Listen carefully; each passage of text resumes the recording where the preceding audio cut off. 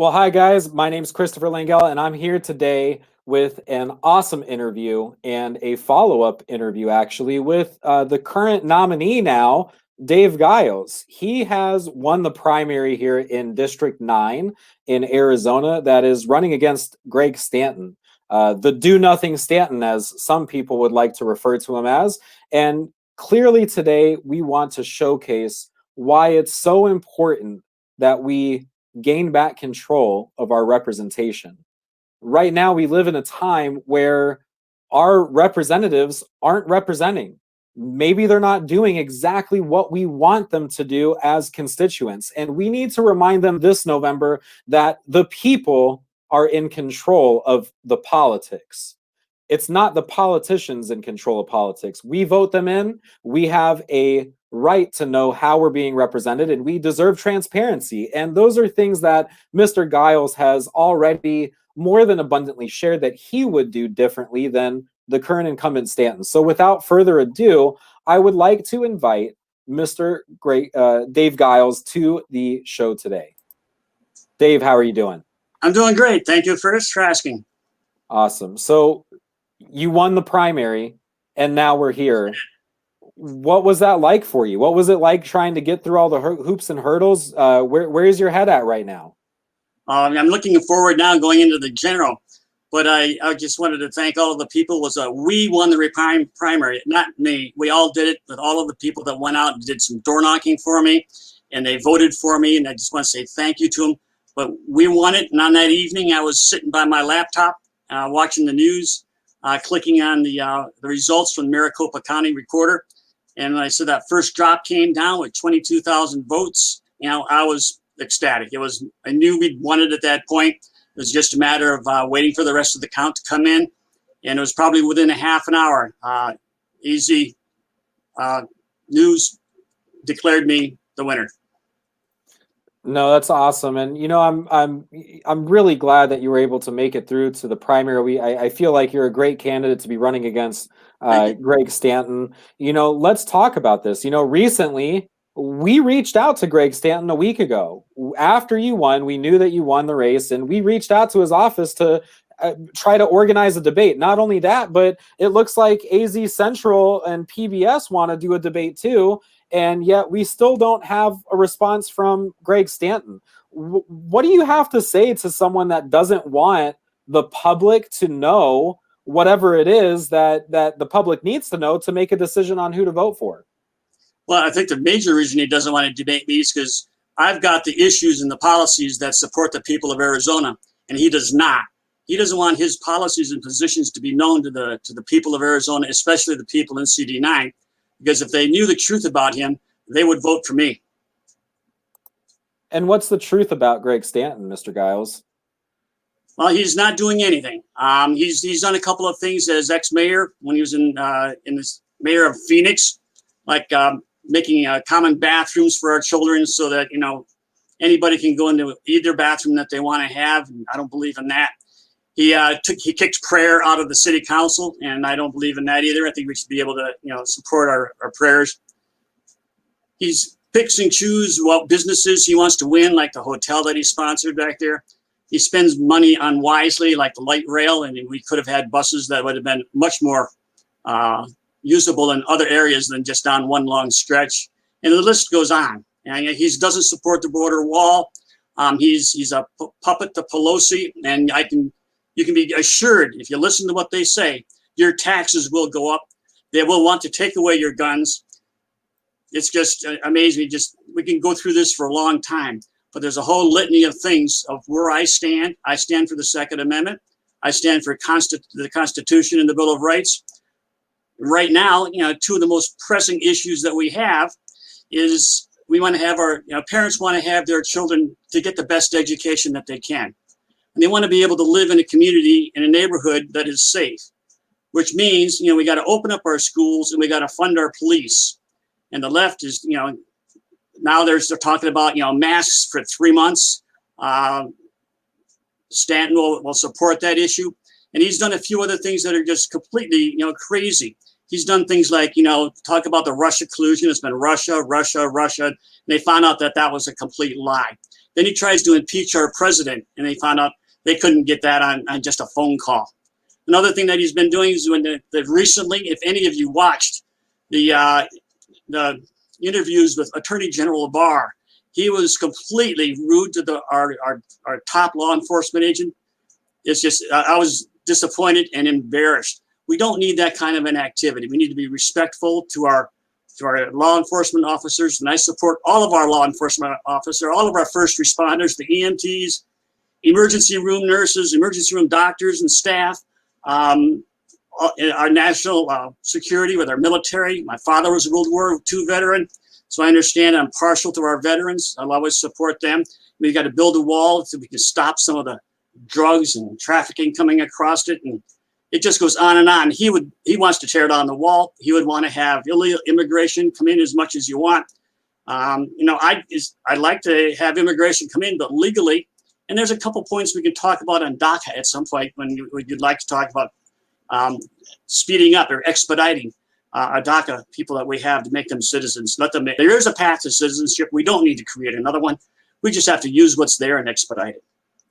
So it just sounds like there's a lot of different things where there's a clear difference. There's a clear divide between what it means for a vote behind Greg Stanton and the difference between a vote behind Dave Giles this November. A couple of the things that I'd like to press on here is, we're talking about a guy that doesn't answer the phone for residents in his district. He doesn't want to talk to people about the issues that are going on that families are experiencing right now. And he's on the bandwagon to just keep shutting everything down, destroy the economy, and making decisions that really line his own pocket and his own political career interest. He wants to be a career politician. And I think most people in Arizona, specifically Arizona District 9, I think we're done with career politics. What's your stance? Do you want to see term limits? Is that something that you'd put into effect right away? And do you think Greg Stanton has any an inch of reason behind him to say that he's not in it to be a career politician, that we're going to see all these issues that we see now? Well, to start with, his whole life has been a career politician. He's been the ex-mayor of Phoenix. He's now into Congress. He has a long line of political interest in lining his own pockets and, just following the Pelosi trend. And so that's one of the reasons why I said we need to have term limits. And I'll give you a couple of examples here. We start right out with the president. He's got 2 term limits that he can have. That's 8 years. If we did the same thing for senators, made them 2 term limits, that would be 12 years. Well, it just so happens 10 years is in between. So let's make the Congress term limits 5 terms for 10 years. So those are the 3 things for our representation. And I would support, and immediately, within the first possible moment I could get, I'd make a proposal of a 1-page term limits page. And I'd also do Supreme Court justices at 25 years or age 75, whichever one comes first. But I do that as soon as I possibly could.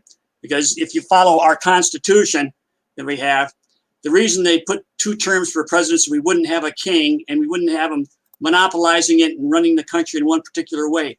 Following that concept, we should be able to carry that concept over to the other elected officials as well. And not so let's have fiefdoms out there and people that are working in it for 20, 30, 40, even 60 years. It's ridiculous because all they're doing is lining their pockets and they're not representing the people. They're too far out of touch. No, and I think it's very important that, especially in today's world that we live in. Look at the climate outside. We have people attacking our Constitution. We have people trying to trample over all of our rights that we have to make our own choices and live a free life that America was founded on. And this election, if not more so than any other election before, it's going to come down to the voters choosing to vote for representation that's going to keep their liberties, that's going to fight for our freedoms, that's not going to infringe on our day-to-day functionality as a society. And so I just want to point out clearly, on one side this year, we have Greg Stanton, who has done nothing for representing the people. He simply just follows suit with Pelosi's ways that wants to destroy America's rights and freedoms. He doesn't allow rape kits to be used in prosecuting rapists in Mesa or Phoenix. He's not answering calls from constituents that have grave concerns for their families during this time of crisis, and he's refusing to do anything about the state not spending more than 2.5% of the entire federal grant money that was given to them to help families out during the virus. Greg Stanton's just simply bad for Arizona. So again, sir, remind us, why is it important that we vote for you this November and make sure that we have an America that we can look forward to after November? A couple of quick points. I got a Bachelor of Science degree with several other degrees, which puts me in a position where I'm technically competent to solve complex problems. I have international experience for over 20 years overseas and been back here in Arizona for 20 years. I have my own business. I have an MBA, which makes it so I am business oriented so that I can manage a business best for our country and for our state and for our CD9. I'm also a man of God. I've got multiple degrees in theology. So you put that all together, I'm technically competent to help the people. I believe in the Constitution. I believe in the economy so that we can make it grow better and have more money in your pocket and taxed less. And I follow the principles of God. So these things well put together, I will be representing the people of Arizona, not myself. I don't have any long-term goals of being in there for 20 years. A couple of terms maybe, and I'll pass the baton on to somebody else that would want to take over and follow in my footsteps. But we want to be able to get this back to Arizona and represent the people of Arizona, the people of CD9. We don't need any deep state.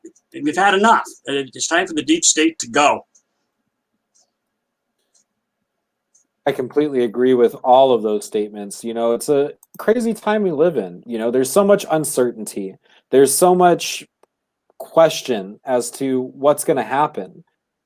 Families are looking for a leader that will act, that will do things, that will listen to us. And from my time spending, the majority of the last couple of weeks with you and even some of the other candidates that run, I'm just a solid believer that anyone is better than Stanton. And right now, this year, that anyone happens to be you because you won the primary and you're going to be the name next to his name in the ballot that we need to draw attention to over his name, which is just going to keep things at the status quo. We're going to lose rights. We're going to lose our guns. We're going to, end up down a very dangerous path of losing our liberties and freedoms and having someone that's just in it to line their own pockets. I believe you said in one of our last interviews that you would consider donating your pay salary just because you want to be there for the residents. You're not there for money.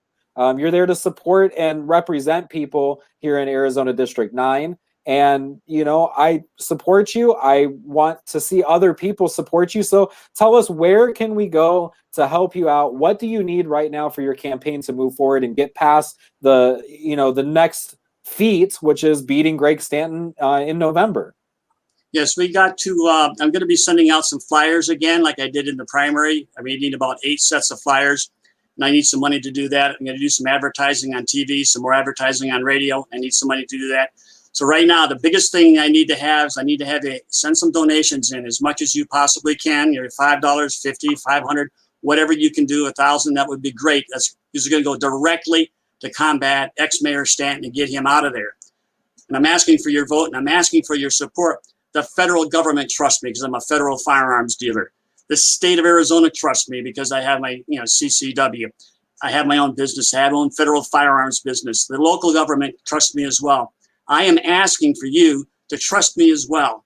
Help me beat Stanton. Help me get him out of there because I am here for you. I'm not in this for myself. Arizona first, CD9 first, our country first. God bless America. God bless you. No, I think that's an amazing phrase to go off of, and that's true. Together, we can beat Greg Stanton. We don't have to succumb to our rights being taken away. We can have good leadership and amazing representation that's willing to answer the call, listen to the voice of the people, and make decisions based on what the people truly want. And I think we can all agree that we need security. We need a good education system for our children, and we need to be able to defend ourselves against any terrorism, foreign or domestic, and that starts by being a well-armed, group of people. And so I'm all for gun rights. As you can see, I served in the military myself, so they can strip those out of my dead, out of my dead hands before they take them away. But I want to support you even more. So we're going to be sharing this video. If you're tuning in today, please give this a share. Share Dave Giles' campaign for this November. We need help getting this information out there so more people understand the difference between Dave Giles and Greg Stanton. So again, Dave, thank you for being here today. Thank you for taking your time to answer some of these questions that I know everyone has. I know you're a busy person, so we want to let you get back to going to knocking on doors, because I think you might be able to see Dave Giles come around your neighborhood just so he can meet you and say hi and let you know why you need to vote for him. So again, Dave, thanks for being here. Doors at 8 o'clock tomorrow morning. Awesome. Well, maybe some of you will see him tomorrow. So Dave, again, thank you for being here today. Thank you very much for having me, and have a great, blessed day. Well, guys, that wraps it up for today. Thank you for joining me with Dave Giles. We have a very, very big responsibility as constituents, no matter where you live, whether it's in Arizona District 9 or a different state. We have an obligation as citizens to place our votes where we will be represented and where the best decisions can be made. And it's our obligation to understand and research and know just who these candidates are and what they stand for. Again, head to DaveGilesForCongress.com, look at his points and where he stands on, get involved in his campaign, donate $5, $10, $15, get involved and help him unseat someone that's just clearly incompetent and not responsible to be making decisions for the best interests of you guys. So again, my name is Christopher Langell. This is Arizona Metro News, and thank you for tuning in today. We hope to see you next time.